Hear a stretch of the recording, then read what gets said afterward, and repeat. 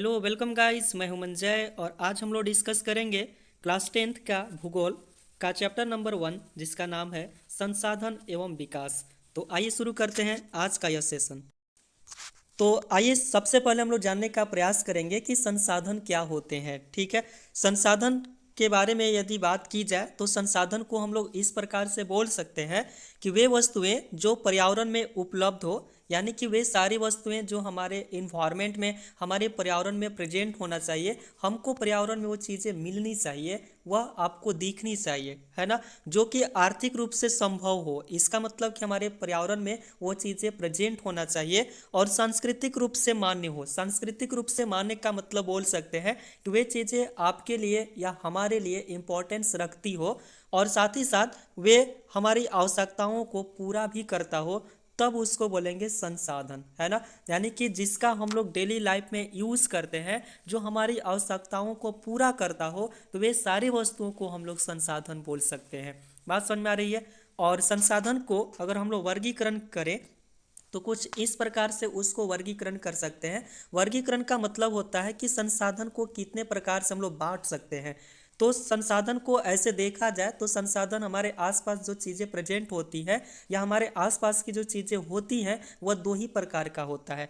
पहला एक ऐसा चीज़ होता है जो किसने बनाया, किसी को नहीं पता, अर्थात जो प्रकृति द्वारा हमको प्रदान की गई है, जैसे पेड़ पौधे, भूमि हो गया, हवा हो गया, जल हो गया। तो इसको हम लोग डेली लाइफ में यूज़ भी करते हैं, बट यह मानव ने नहीं बनाया या किसने बनाया कोई नहीं जानता। इसका मतलब यह हमको नेचर द्वारा पहले से ही मिला हुआ है, प्रकृति द्वारा पहले से ही दिया गया है। ठीक है।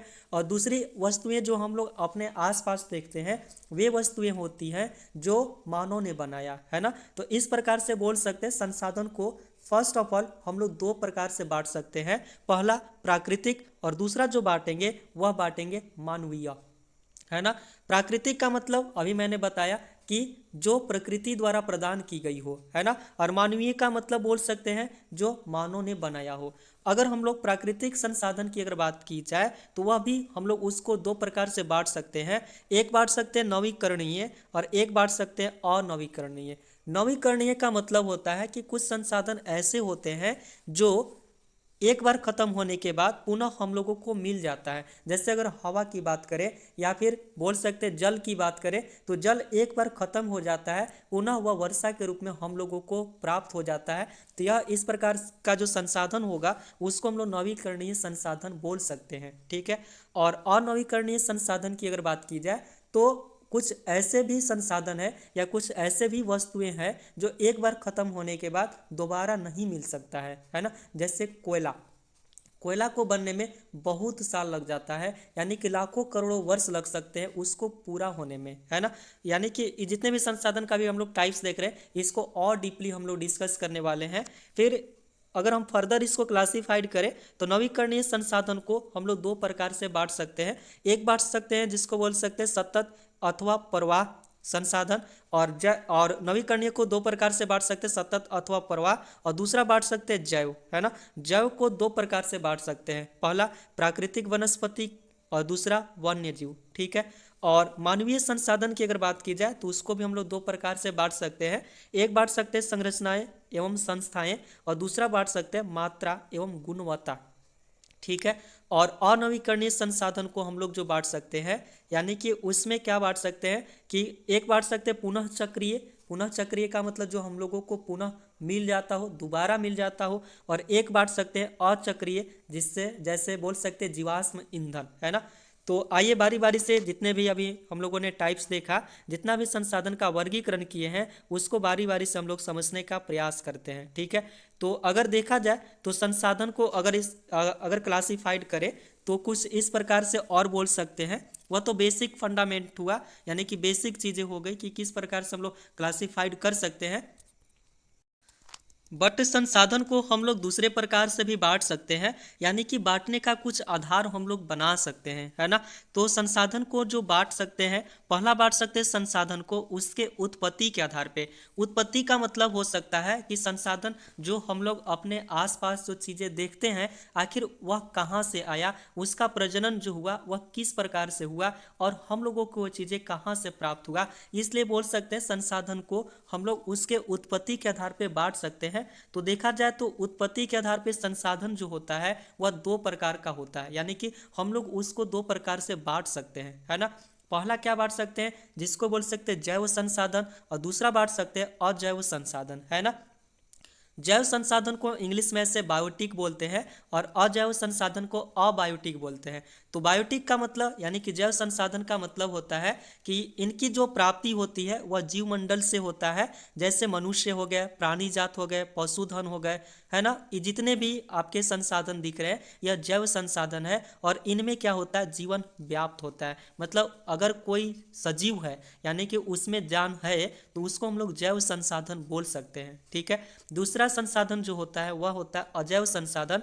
अजैव संसाधन का मतलब होता है जिसमें जान प्राण नहीं होता है, यानी कि वे वस्तुएं क्या होते हैं, निर्जीव होते हैं या निर्जीव वस्तुओं से बने होते हैं। जैसे अगर एग्जाम्पल की बात करें तो चट्टानें, धातुएं, जीवाश्म हो गए, है ना। तो उसमें कोई जीव जान नहीं होता, जान प्राण नहीं होता है, यानी कि इसका मतलब हम लोग उसको क्या बोल सकते हैं, अजैव संसाधन। यहाँ तक बात समझ में आ रही है।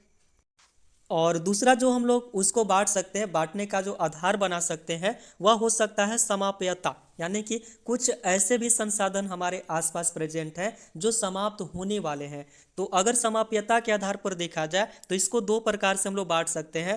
पहला जो बांट सकते हैं नवीकरणीय, और दूसरा जो बांट सकते हैं वह हो सकता है अनवीकरणीय। नवीकरणीय का मतलब बोल सकते हैं कि जिसको भौतिक, रासायनिक या यांत्रिक क्रियाओं द्वारा पुनः निर्मित या पुनः उत्पन्न किया जा सकता है, यानी कि जिसको बोल सकते हैं भौतिक क्रियाओं या फिर रासायनिक प्रक्रियाओं या फिर कोई भी यांत्रिक क्रियाओं द्वारा अगर कोई संसाधन को हम लोग पुनः बना ले रहे हैं, पुनः उत्पन्न कर दे रहे हैं, तो उसको क्या बोल सकते हैं, नवीकरणीय संसाधन। जैसे अगर बात की जाए तो पवन ऊर्जा, है ना। पवन ऊर्जा को हम लोग क्या कर सकते हैं, पुनः बना सकते हैं, उसको उत्पन्न कर सकते हैं यांत्रिक क्रियाओं द्वारा, है ना। फिर बोल सकते हैं सौर ऊर्जा। सौर ऊर्जा एक ऐसा ऊर्जा होता है जो कि दिन में आपको दिखाई देता है, सूर्य से मिलता है, रात में खत्म हो जाता है, फिर सुबह, अगले सुबह पुनः हम लोगों को मिल जाता है। तो इस प्रकार के जो संसाधन हो सकते हैं उसको बोल सकते हैं नवीकरणीय संसाधन। या फिर दूसरा और भी एग्जाम्पल बोल सकते हैं वन, है ना। वन भी एक प्रकार का बोल सकते हैं नवीकरणीय संसाधन। कैसे, क्योंकि अगर हम लोग पेड़ों की कटाई कर रहे हैं तो पेड़ों को बुआई भी कर सकते हैं, यानी कि पेड़ हम लोग लगा भी सकते हैं, यानी कि वन हम लोग पुनः बना सकते हैं। तो इस प्रकार से बोल सकते हैं वन्य जो होगा या वन्य जीव जो होगा वह नवीकरणीय संसाधन के तहत आएगा, ठीक है। दूसरा बोल सकते हैं अनवीकरणीय संसाधन। और अनवीकरणीय संसाधन की अगर बात की जाए तो कुछ ऐसे संसाधन भी होते हैं जिसको विकास में लंबे समय लग जाते हैं, लगभग करोड़ों वर्ष लग जाता है ना। यानी कि एक बार उसका इस्तेमाल किया जाए, एक बार उस संसाधन का अगर प्रयोग कर दिए तो उसको बनने में लाखों करोड़ों साल लग जाता है, तो उसको बोलते हैं हम लोग अनवीकरणीय संसाधन। यानी कि वैसा संसाधन जिसका एक बार इस्तेमाल करने के बाद जिसका पुनः चक्रीय या पुनः निर्मित होने में लाखों करोड़ों वर्ष लग जाए तो उसको बोलेंगे अनवीकरणीय संसाधन। और इस प्रकार के संसाधन का जो बेहतरीन जो एग्जाम्पल हम लोग दे सकते हैं वह दे सकते हैं खनिज, है ना। फिर क्या दे सकते हैं, जीवाश्म ईंधन, जैसे कोयला हो गया, पेट्रोलियम हो गया, है ना। कुछ धातुएं जो पुनः चक्रीय हैं, बट बोल सकते हैं कि जीवाश्म ईंधन जो होता है अचक्रीय है। कुछ मतलब आपको मेटल्स ऐसा मिलेगा जो कि चक्रीय हो सकता है, मतलब पुनः बन सकता है, बट अगर देखा जाए तो जीवाश्म जो होता है वह अचक्रीय है ना। अचक्रीय का मतलब बहुत साल लग जाएगा उसको बनने में, लेकिन कुछ धातुएं जो होती है उसको बनने में कुछ ही समय लग सकते हैं, है ना। जो एक बार प्रयोग अगर मान लेते हैं कर दिए तो वह मान के चला जाता है या मान लिया जाता है कि वह समाप्त ही हो गया, है ना। तो इस प्रकार से हम लोग बोल सकते हैं समाप्यता के आधार पे संसाधन को दो प्रकार में हम लोग बांट सकते हैं, ठीक है। और तीसरा जो संसाधन को बांटने का जो हम लोग बेस जो बना सकते हैं, जो आधार हम लोग बना सकते हैं, वह हो सकता है स्वामित्व के आधार पे। स्वामित्व का मतलब होता है मालिकाना। मालिकाना का मतलब हो गया अधिकार। अधिकार से अगर हम लोग बात करें तो कुछ ऐसे संसाधन होते हैं जो पर्सनल होते हैं। पर्सनल का मतलब किसी निजी व्यक्ति का होता है। जैसे कुछ संसाधन ऐसे भी हैं जो वह मेरा है, वह किसी का नहीं है, तो उसको बोल सकते हैं व्यक्तिगत संसाधन, है ना। व्यक्तिगत संसाधन में क्या होता है कि निजी व्यक्तियों का उस पर अधिकार होता है। जैसे अगर बात किया जाए तो बहुत से किसानों को सरकार की भूमि आवंटित करती है। मतलब किसानों को क्या करती है सरकार, भूमि तो देती है, बट क्या करता है कि उसके बदले जो किसान होते हैं उसको लगान चुकाते हैं। लगान का मतलब टैक्स चुकाते हैं, है ना। यानी कि गवर्नमेंट क्या करती है, किसानों को भूमि देती है, जमीन देती है खेती करने के लिए, यानी कि जितने भी खेती होते हैं फिर उसका रसीद कटता है, यानी कि टैक्स देते हैं। तो इस प्रकार के जो संसाधन होता है उसको बोल सकते हैं व्यक्तिगत संसाधन। जैसे बोल सकते हैं बाग, है ना। बाग यानी कि बगीचा जो होता है, बगीचा एक प्रकार का निजी व्यक्ति होता है, निजी व्यक्ति का ही होता है, बट उसका हम लोग क्या करते हैं, टैक्स देते हैं, ठीक है। या फिर चारागाह हो गया, या फिर बोल सकते हैं तालाब, या फिर कुएं, है ना। तो इस प्रकार के जो संसाधन होगा उसको बोलेंगे व्यक्तिगत संसाधन। लेकिन दूसरा अगर संसाधन की अगर बात की जाए स्वामित्व के आधार पे, तो एक होता है सामुदायिक संसाधन। सामुदायिक कहने से ही पता चल रहा है कि यह सोसाइटी से रिलेटेड है ना। सोसाइटी मतलब इसमें समुदाय के सभी व्यक्तियों के लिए वह उपलब्ध होगा।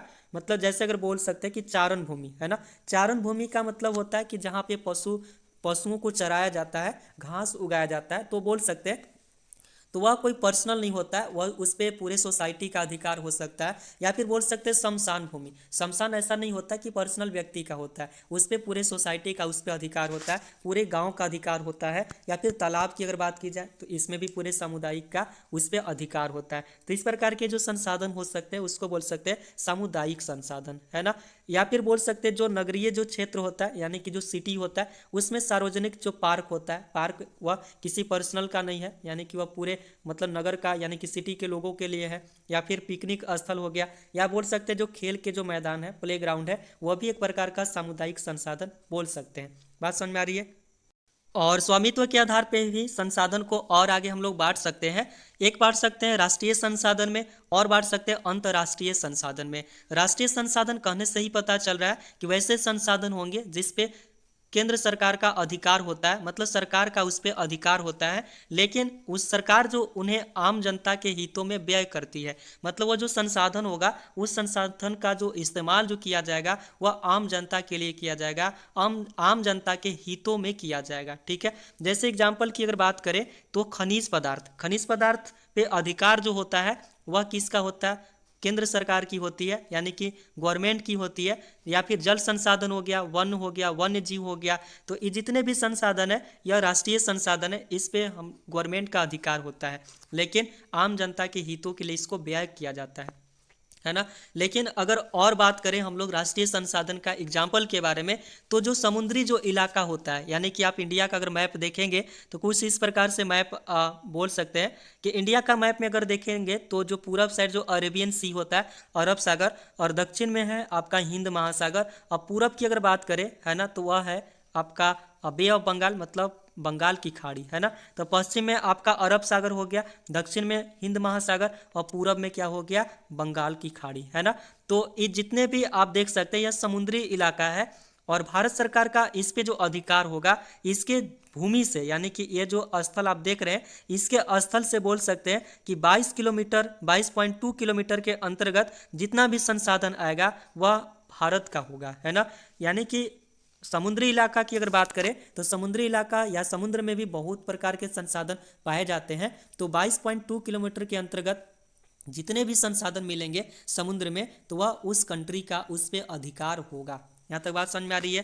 और अंतर्राष्ट्रीय संसाधन की अगर बात की जाए तो बोल सकते हैं कि जिन्हें अंतर्राष्ट्रीय संस्थाएं नियमित करती है या बोल सकते हैं नियंत्रित करती है ना।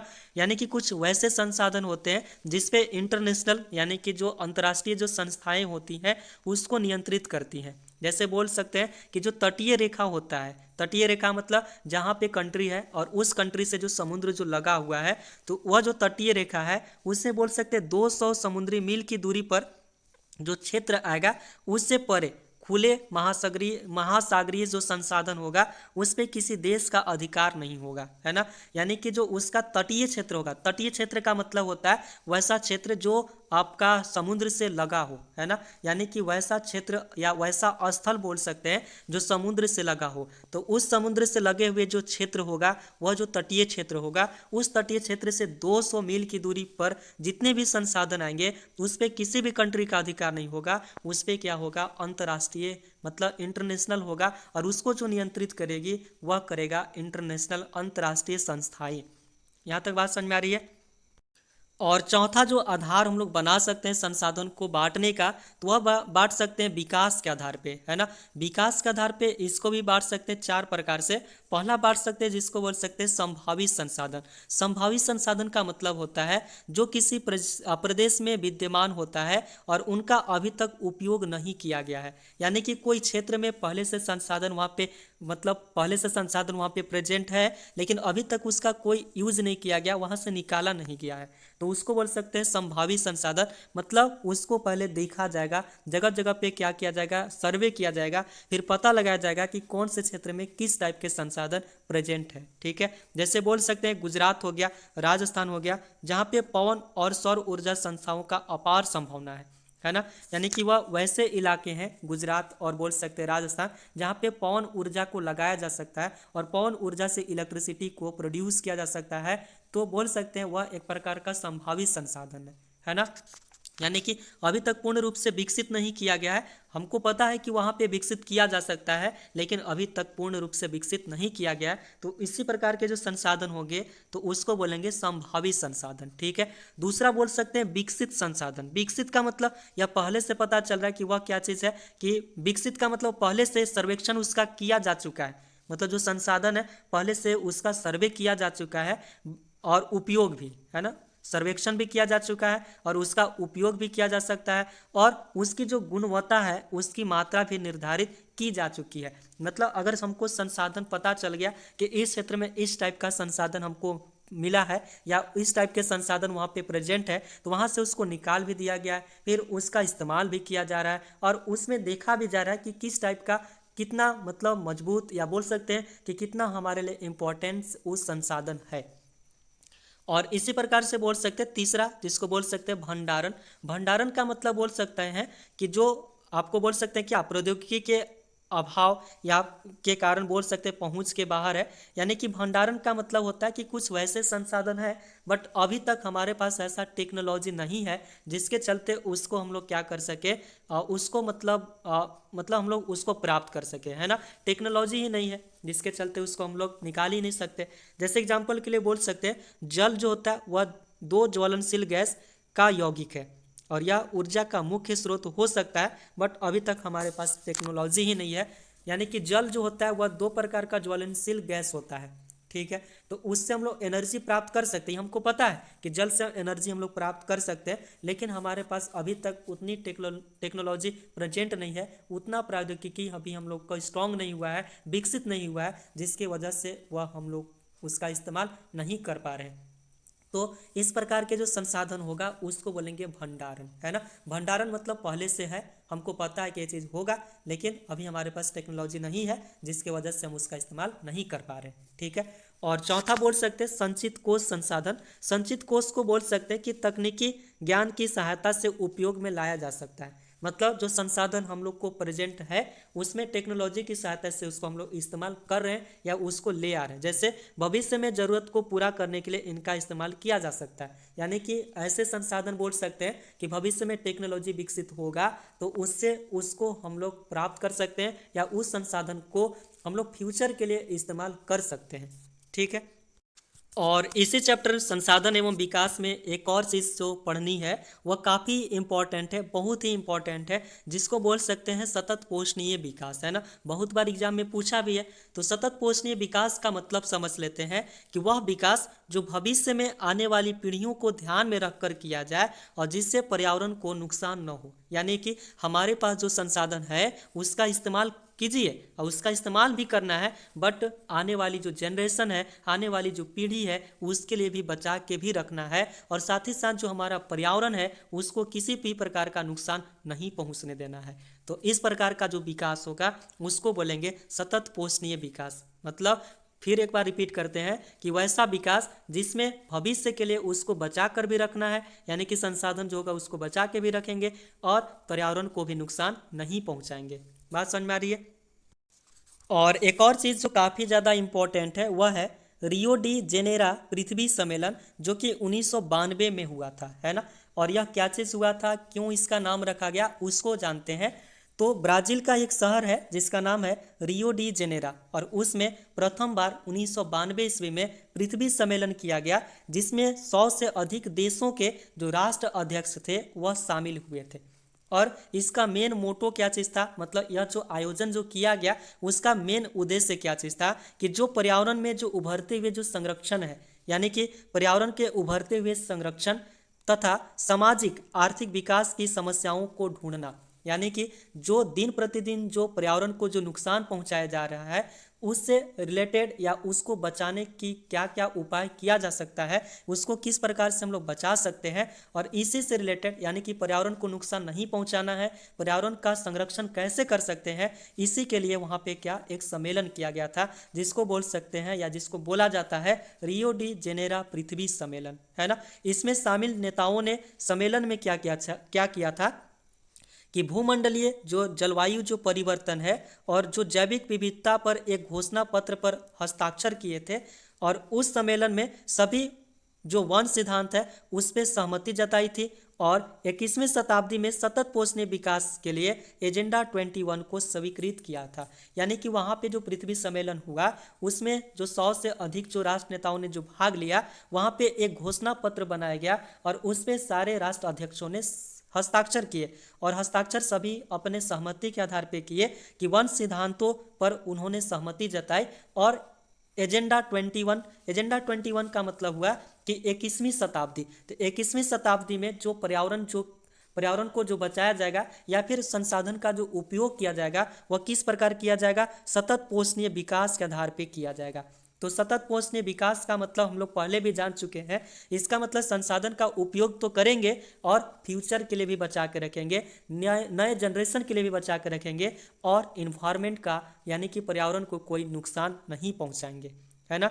तो उसको बोलेंगे रियो डी जेनेरा पृथ्वी सम्मेलन। बात समझ में आ रही है।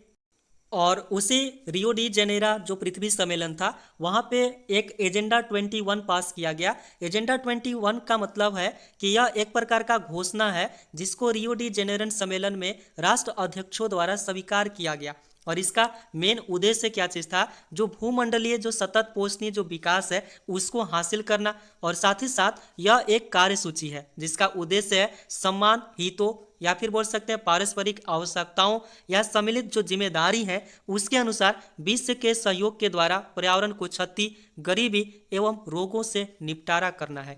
यानी कि जो हमारे इन्वायरमेंट में या फिर जो किसी भी कंट्री में अगर इस प्रकार के कोई पर्यावरण में क्षति होती है या गरीबी है या रोग है तो उससे निपटारा किया जा सके, है ना। और वहाँ पे एजेंडा 21 यानी कि एक हस्ताक्षर किया गया और एक घोषणा प्रस्तावित किया गया जिसको बोला गया एजेंडा 21। ठीक है, उसको क्या बोला गया, एजेंडा 21। बात समझ में आ रही है। गाइज आई होप कि यह वीडियो आपको पसंद आया होगा। यदि वीडियो पसंद आता है तो वीडियो को लाइक किया कीजिए, चैनल को सब्सक्राइब किया कीजिए, और हो सके तो अपने दोस्तों में इसको शेयर भी किया कीजिए, है ना। थोड़ी सी प्रॉब्लम हो रही होगी क्योंकि यहाँ पे जो पीडीएफ है, पीडीएफ अच्छा से स्कैन नहीं हो पाया, जिसके वजह से जूम करने के बाद कुछ चीज़ें में प्रॉब्लम आ रही है। तो नेक्स्ट क्लास में हम लोग डिस्कस करेंगे इसी चैप्टर का पार्ट 2, मतलब नेक्स्ट चैप्टर में कोशिश करेंगे कि जो संसाधन एवं विकास है उसको खत्म करें, है ना। तो एजेंडा 21 तक आज हम लोगों ने डिस्कस किया है, और नेक्स्ट हम लोग डिस्कस करेंगे संसाधन संरक्षण और भी आगे जितने भी टॉपिक हैं उसके बारे में। ठीक है, तो मिलते हैं नेक्स्ट वीडियो में, तब तक के लिए बाय।